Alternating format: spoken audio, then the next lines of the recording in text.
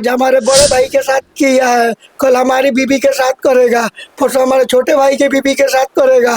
ऐसा नहीं चलेगा।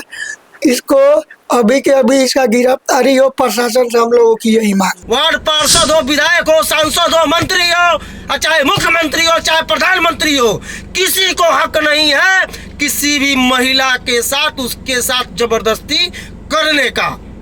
लेकिन यहाँ एक वार्ड पार्षद जी, अरे कम से कम रिश्ते का ख्याल तो आप रख लेते। ये घटना बिहार के पश्चिम चंपारण के नरकटियागंज की मैं आपको बताने जा रहा हूँ। जब एक लड़की की शादी होती है, जब वो अपने मायके से अपने ससुराल जाती है, तो उसका एक ही सपना होता है कि जिस प्रकार से वो अपने मायके में अपने माँ बाप के साथ मिलजुल करके जिंदगी जी रही थी, उसी प्रकार से अपने पति के परिवार को अपना परिवार समझ के, अपने पति के पिता को अपना पिता समझ के, अपने पति के अपनी माँ को अपनी माँ समझ के, और उनके साथ मैं अपनी पूरी जिंदगी जी लूँगी। लेकिन घटना इस प्रकार की है कि एक व्यक्ति के द्वारा अपने पतों के साथ ही दुष्कर्म कर दिया जाता है। पतों को उसके बाद डरवाया जाता है, धमकाया जाता है कि अगर किसी से कहने जाओगी, किसी से बोलने जाओगी, तो मैं तुम्हारे पति के साथ जो मार पिटाई करूँगा, तुम्हारे साथ मार पिटाई करूँगा, और चाहे जो हो सके, लेकिन तुमको किसी से कुछ नहीं बताना है। जी, बेतिया जिला के नरकटियागंज के नगर परिषद की मैं बात बता रहा हूँ, और नगर परिषद के वार्ड संख्या 8 के वार्ड पार्षद की मैं बात बता रहा हूँ, जिनका नाम सर्वेश वर्मा जी है। उनके जो है पट्टीदारी की लड़के की वाइफ के द्वारा उन पे ब्लेम लगाया गया है। ये कहा गया है कि उनके साथ उनके जो ससुर हैं, जो चचेरा ससुर कहा जाता है, उन्होंने उसके साथ दुष्कर्म किया है। आप हमारे विजुअल के माध्यम से आप देखिए कि उस लड़की का क्या स्टेटमेंट है और उस लड़की के माता पिता का क्या स्टेटमेंट है। पहले ये स्टेटमेंट आप देखिए। क्या नाम हुआ आपका? सोनी कुमारी। सोनी कुमारी, क्या मामला क्या हुआ आपके साथ? हाँ, रेप केस। रेप किया गया आपके साथ? कौन किया है? हमारे ससुर। हाँ, हमारे ससुर।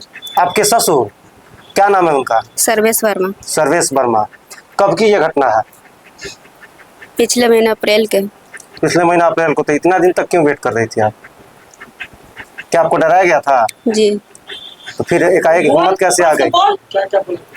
क्या बोले थे आपसे? क्या डरा करके क्या बताया गया था?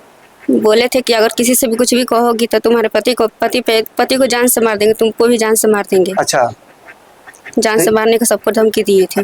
तो फिर एकाएक मतलब कैसे आपको लगा कि नहीं, इस सच्चाई को सबके सामने लाना चाहिए? वो बार बार मेरे साथ मतलब मेरे साथ आने के लिए कोशिश कर रहे थे इसलिए। अच्छा, मतलब जब आप देखिए कि अब ये बर्दाश्त से फाजिल हो रहा है, जबरदस्ती करना चाहते हैं जी, तो इसका कोई साक्ष्य भी है आपके पास? जी। प्रशासन के पास गई थी अभी? नहीं। मतलब अब जा रही हैं प्रशासन के पास? जी। तो प्रशासन से क्या मांग करेंगे आप? इंसाफ। हाँ, इंसाफ। इंसाफ चाहिए। अच्छा, ये सर्वेश कुमार जो है यहाँ के क्या है? वार्ड पार्षद। वार्ड पार्षद कितने number ward? 8। Ward number 8 Narkatiaganj के वार्ड पार्षद हैं। जी। अच्छा, इनके परिजनों के द्वारा भी आपको धमकी दी जा रही है क्या? जी। किसके द्वारा? उनके भाई। क्या नाम है उनका? संकेत वर्मा। क्या करते हैं वो? वकील है। वकील हैं? जी। कहाँ पे? बेतिया कोर्ट में? जी। अच्छा, आइए, ये हमारे साथ पीड़िता हैं। अब इनकी मम्मी भी हमारे साथ यहाँ जुड़ रही हैं। क्या तरह का मामला बा? मामला भाई हमारे बेटी का रेप कोई लवान उनका काम के जेल का राम सुन। तो ये बात रहुआ कब पता चलल? हम कल परसों हमारे पता चलल। परसों? हाँ, हमारे दामाद कहनी। अच्छा, तो मैंने यहाँ के रहुआ से कहनी ना? हाँ। तो का मैंने रहुआ उनके का डर लगता है? हमने कुछ का डर नहीं है उनका से। वो हम पतो जान के बेटी जान के हमारे बेटी से संगे रेप कैलन। हम वो चाहते हैं का रेप कैल हमारे बेटी के संगे। हाँ। वो अपने बेटी के संगे काने रेप कैलक ले आके। अच्छा, अपन का नाम पड़ी? सूर्य श्रीवास्तव। ये राउर बेटी है? ये मैंने हर तरह से कांड भइल बा, पर हुआ का कहे? हम तो हर कहने के हमारा बेटी को इंसाफ मिले, हमारे दामाद को इंसाफ मिले। धमकी भी दल जाता है लोग के? वो हमेशा गोली मारे के धमकी देवेला। अच्छा, बराबर। तो मैंने डरवा के जन बा इनका से जबरदस्ती करते है ना? जबरदस्ती डरवा के अगर बोलोगे तुम अपने पति से तो तुम्हारे पति को गोली मार दो।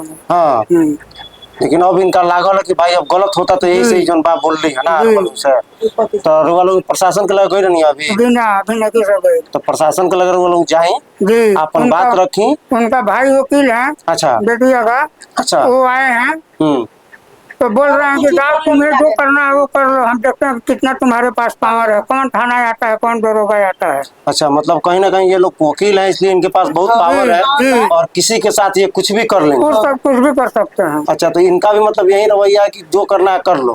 वो प्रताड़ित महिला जहर खा ली थी, दवाई खा ली थी, सरकारी अस्पताल में भर्ती थी, उसका रिपोर्ट है हम लोगों के पास। हाँ वो जब से ये सब बात सुना है हाँ भाग गया नरकटियागंज छोड़ के। हाँ पूरा पटीदार में फोन कर करके, हम भी उसके पटीदार है, हाँ फोन कर करके पता कर रहा है किस तरह का माहौल है, वो सामने नहीं आ रहा है।